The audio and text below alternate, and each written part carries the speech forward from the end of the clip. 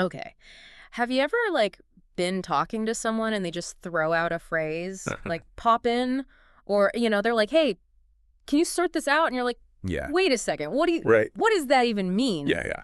Or maybe, like, you're reading an email and it says, please get back to me. And you're like, "Ooh, is it the same as reply? Like, All right. what's going on here?" We've talked Yeah. about this a bit, but it can get pretty tricky, Yeah. especially with phrasal verbs. Absolutely. And you actually sent over some fantastic resources Oh, yeah? about this. Some articles from Grammarly Espresso English, Mm-hmm. Really Learn English, Mm-hmm.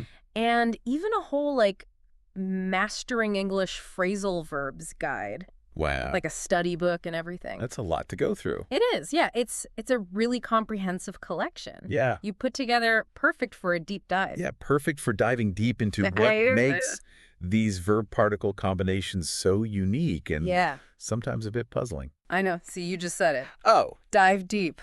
There you go. It's like they're everywhere. Yeah, exactly. So for everyone listening in him, our goal with this deep dive is to really kind of break down phrasal verbs, demystify them, explain why they can sometimes trip us up, For sure. and how you can actually start using these with confidence every single day. Absolutely. So think of this like your fast track to feeling more in the know and less confused by this part of English.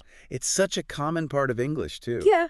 It really is. It's unavoidable. Yeah, you can't get around it. There's another one. There you go. Get around it. Exactly, yeah. Okay, so let's just get started here. Okay. What exactly is a phrasal verb? So, yeah, the basic recipe is pretty simple. Yeah. A verb plus a particle. Okay. And a particle can be a word that tells you, like, how something is done. Okay. Like, you ran quickly away. The away is the particle. Okay, got it. Or it can show the relationship between things.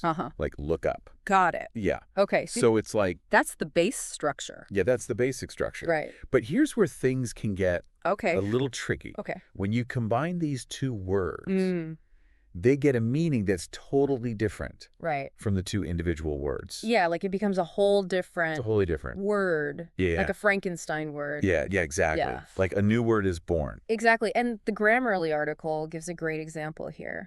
They use pickup. Oh, yeah. Good one. So like pick is you're choosing something up is higher, but when you put them together, you're grabbing something or you're lifting something. Right. That's completely different. It's a completely new meaning. Yeah. And the Mastering English Phrasal Verbs guide also echoes this with get over. Oh, that's a good one. Yeah. Right.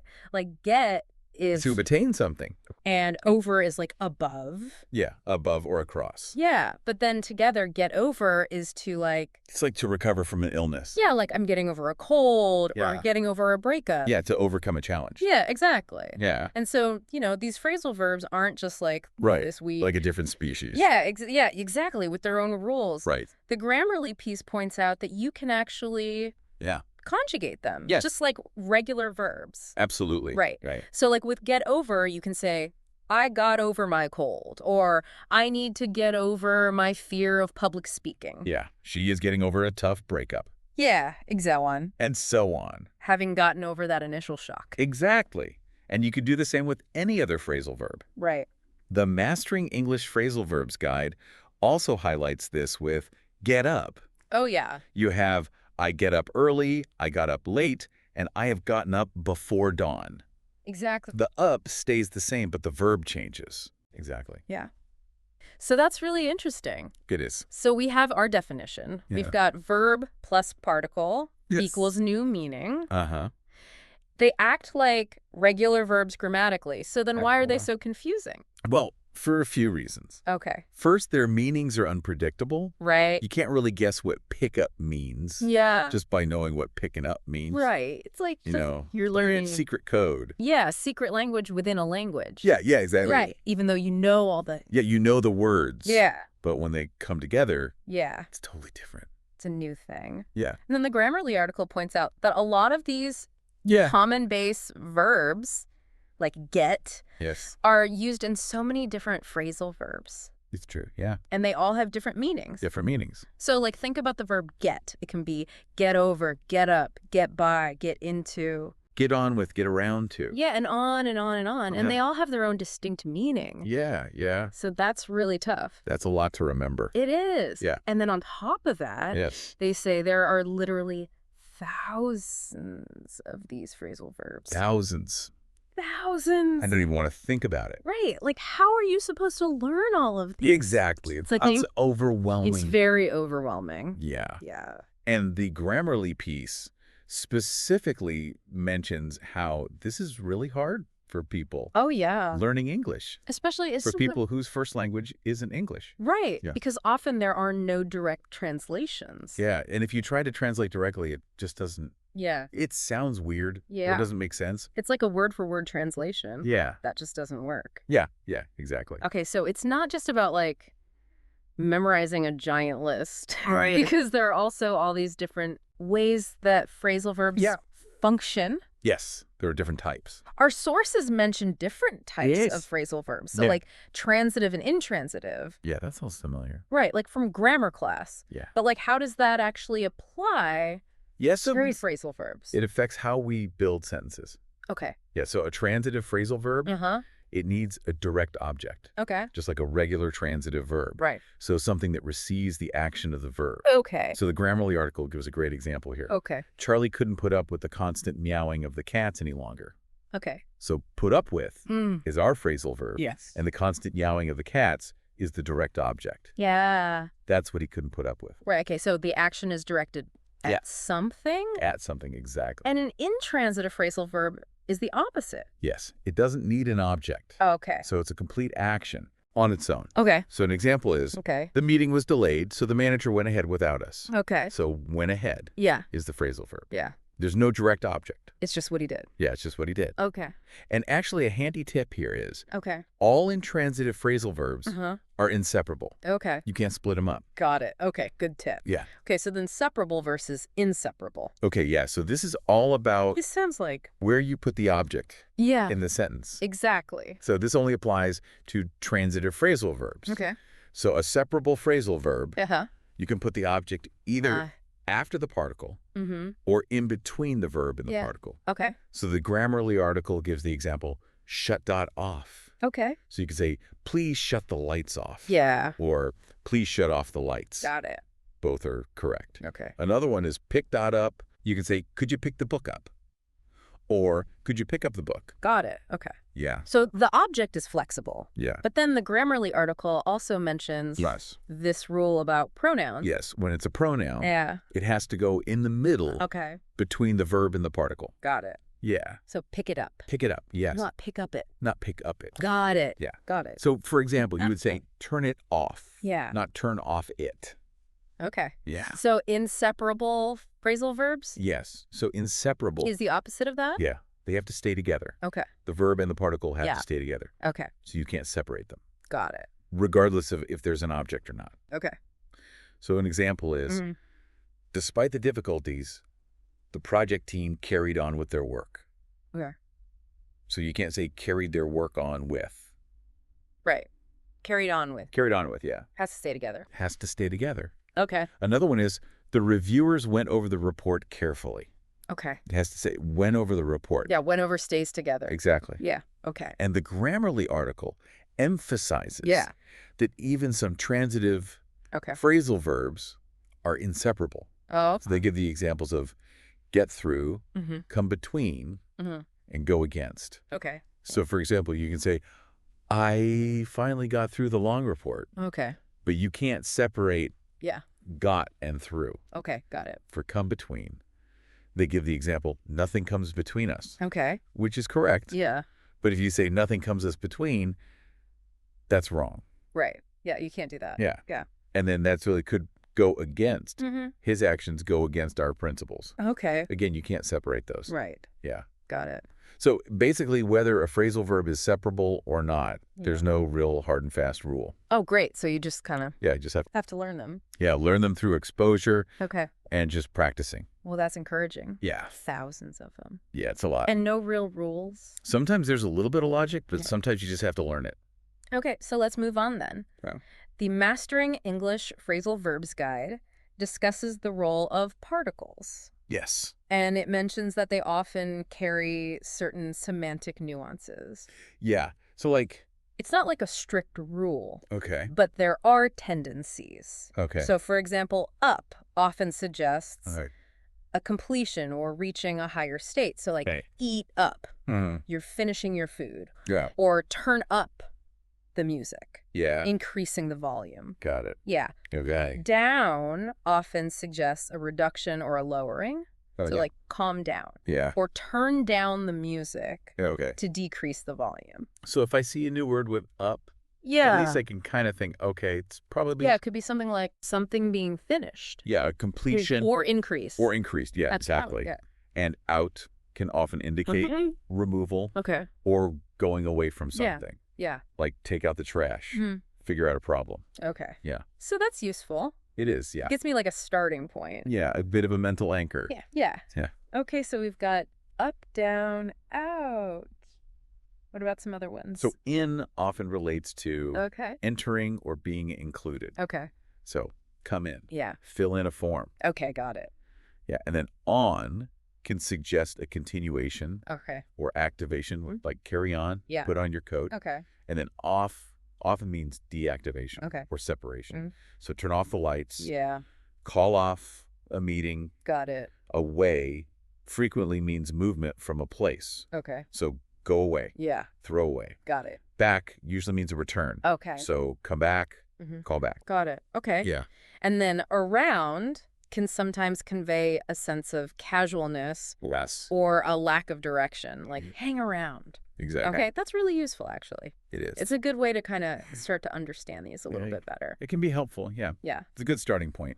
But, you know, as you said, and as this guide mentions, these are all just tendencies, not hard and fast rules. Not rules. It really depends on the context and the actual words. The combination, Okay, so we've got the theory. Yeah. But how do these actually work in real life? Well, that's a good question. Yeah. And I think this is really where it matters for our listeners. Yeah. Like, how do you actually use these? Yeah. And the Really Learn English article actually does a great job of breaking it down into, like, common daily scenarios. Okay. So, for example, they look at daily routines. Okay. Making plans and talking about feelings. Okay, let's do daily routines first. Okay, yeah. So they give examples like pick up the kids, drop off mail at the post office, run out of coffee. Oh, yeah.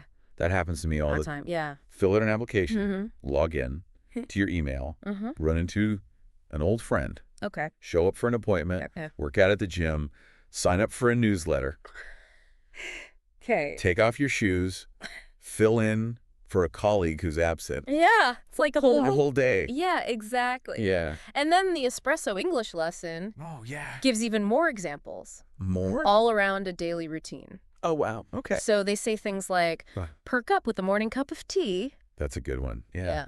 And look through the news headlines. Dash off a quick email reply. Okay. Come up with a solution to a problem. Heat up leftovers for lunch. Flesh out an initial idea. Yeah. Wrap up your tasks for the day. Stock up on groceries. Yeah. Warm up before exercising. Yeah.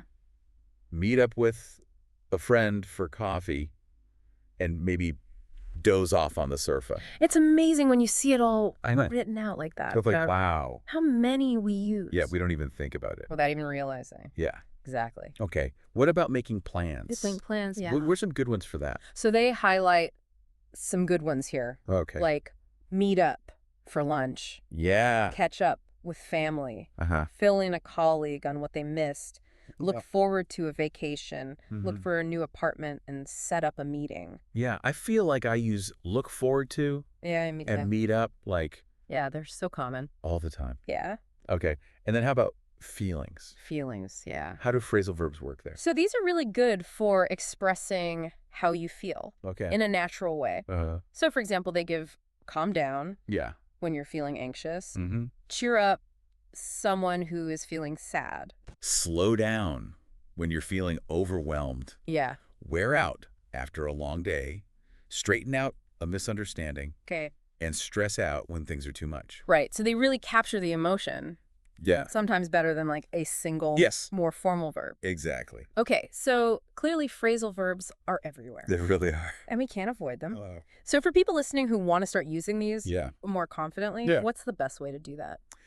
So the Mastering English Phrasal Verbs Guide has some good advice here. Okay. First, they emphasize the importance of context. Okay. So as we said before, a lot of phrasal verbs can have multiple meanings. Yeah. So take off, for example, can mean to remove clothing. Right. Like take off your jacket. Yeah. It can mean for an airplane to depart. Right. Plane's taking off. Yeah. Or it can mean for a business to suddenly become very successful. Right. So you really have to. Yeah. You have to pay attention to what's around it. Pay attention to the context. The context, yeah, exactly. Okay, so you can't just memorize like a list of definitions. Not in isolation. You have to see it in a sentence. To see how it's used? Yeah. Yeah. And then the guide also suggests learning phrasal verbs in chunks. In chunks, okay. So instead of just trying to memorize like individual verbs. Yeah, don't make a huge list. Yeah. Try to learn like common collocations. Yeah, so words that appear together frequently. Okay. Just like, look forward to hearing from you soon. Okay. That's a common one. Got it. Yeah. So learn the whole thing. Yeah, learn it in a phrase. Okay. You could also learn it in a specific situation. Okay. Like the ones we just talked about. Yeah. Like the daily routines. Yeah. So that sounds way more manageable. Much more manageable. Just a giant list. Yes, definitely. And the guide also mentions some common mistakes. Yeah, some things to watch out for. Yeah. So, for example, using the wrong particle. So like saying look at for instead of look for. Yeah. Getting the word order wrong. Okay. Especially with separable verbs. Yeah. Like the pronoun has to go in the middle. Yeah. And then trying to directly translate a phrasal verb from your native language. Which never works. It rarely works. Yeah. And then just overusing phrasal verbs. Okay. Sometimes it can sound unnatural. Right. Or too informal. And they give that example of get on, get in, get off, get out of. Oh, yeah. A classic. When talking about vehicles? Yes. So confusing. So confusing. Yeah. Like when do you use on? Yeah. When do you use in? Exactly. Yeah. Okay, so we've been talking about verbs with one particle. But our sources also mention multi-word verbs. Multi-word verbs. What are those? So these are verbs that combine with more than one particle. Okay. So typically an adverb and a preposition. Okay, so like a super phrasal verb? Yeah, kind of. Right. Yeah, yeah. So some common examples are look forward to, put up with, get away with, come up against, and run out of. Okay. And these are almost always inseparable. Okay. So the object of the verb has to come after the whole unit. Okay. So you would say, I look forward to meeting you. Not, I look forward you to meeting. Okay, that's a good rule to remember. Yeah. Okay, and then one last thing to consider with phrasal verbs is the level of formality. Yes. That's important. Right. Like, can you use these in any situation? Well, so the guide mentions that some phrasal verbs are more informal than others. Okay. So, for example, hang out is more casual than spend time. Right. Mess up is less formal than make an error. Okay. So you have to be... You be mindful of who you're talking about. Situation. Yeah. Like I wouldn't use too many phrasal verbs. Yeah, in a formal business presentation. Right, exactly. So phrasal verbs are really common. Yeah. But just think about how formal you need to be. Yeah. Okay, this has been such a fascinating deep dive. Yeah, it has. It's a phrasal verbs. And for everyone listening, the key takeaway is that even though they seem complicated, they really aren't that bad. Once you get the hang of them. You know, if you understand the structure, the basic structure, the verb and the particle, and you learn some common patterns, you can really improve your understanding and your fluency. Absolutely. And it's not about like memorizing endlessly. Not rote memorization. It's about getting a feel for how these work. Yeah, an intuition. Yeah. So what's like a good practical next step? So I would say your listeners start paying attention to phrasal verbs when you encounter them. Okay. So if you're listening to a conversation, watching a movie, reading, just notice them. Try to figure out what they mean. Got it.